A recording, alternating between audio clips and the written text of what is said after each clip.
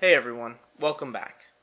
Today we got a ruling in the case Moore v. Harper. Now if you haven't been keeping up with this case, the general synopsis is that the North Carolina State Supreme Court ruled that the congressional maps drawn by the North Carolina State Legislature in 2020 were unconstitutional according to the state constitution, given their extreme partisan gerrymander. The Republican state legislature disagreed with that, and they took their case to the Supreme Court, arguing that the Elections Clause of the U.S. Constitution gives sole authority to govern federal elections to the state legislature, and therefore the judiciary had no business intervening. So a theory that is commonly referred to as Independent State Legislature Theory. Now, thankfully the Supreme Court didn't agree with the North Carolina State Legislature and ruled 6-3 that yes, the North Carolina Supreme Court has the right to review any actions taken by the North Carolina government and see if they are violating the North Carolina Constitution. But what I wanted to talk about in this video is why the modern Republican Party seems to be so enamored with ideas like independent state legislature theory. Now, at the core of the independent state legislature theory is the idea that because the U.S. Constitution specifically gives state legislatures the power to organize and execute federal elections, that there is no path to review any decisions made by the state legislatures. Governors should not be allowed to veto any measures related to federal elections, state courts shouldn't be able to review them or declare them unconstitutional, and even state constitutions shouldn't block state legislatures from doing whatever they want as long as it pertains to federal elections. Now, if you've passed grade school civics, it probably sounds a little awkward to you as, generally speaking, a constitution is the supreme law of the land, whether it's the federal constitution governing the entire country or state constitutions governing the various states.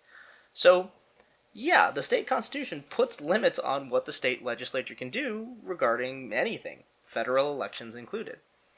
And when it comes to the state court system, specifically in Moore v. Harper, the state Supreme Court, yes, they can review decisions made by the legislature and the executive because that's part of the system and checks and balances that makes up a very important part of our democratic system. So, if concepts like independent state legislature theory are so contradictory to the founding principles of U.S. governance, why are so many Republicans supporting these ideas? I think the simple answer is that they're just tired of losing when it comes to the system of checks and balances. On one hand, you have a number of very red states that have Democratic governors, and in some of these states, the Republican majorities are not large enough to override the governor's veto, so that Democratic governor is stalling these Republican legislatures from enacting the more extreme policies that they would definitely like to implement. However, in states where Republicans do have a supermajority or a more compliant governor, they've run into issues with the court system. A number of anti-trans and anti-drag show laws have been declared unconstitutional, and even Montana's state abortion ban has been put on hold as it very likely violates the Montana state constitution. Yes, Republicans did get their one big win in the overturn of Roe v. Wade, but for a lot of their other policy priorities, they've gotten held up either by vetoes or the court system declaring that these policies are unconstitutional. So, when a theory comes along that says, hey, when it comes to federal elections, you can do whatever you want and there's no veto or court that can stop you, I get the appeal because it allows them to do what they want without having all of that work overturned. As of right now, the system does seem to be holding.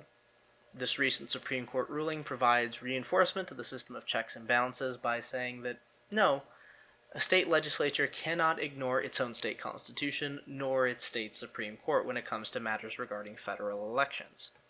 However, I wouldn't be surprised if more ideas similar to the independent state legislature theory arise in the future as Republicans continue to try and implement their more extreme policies.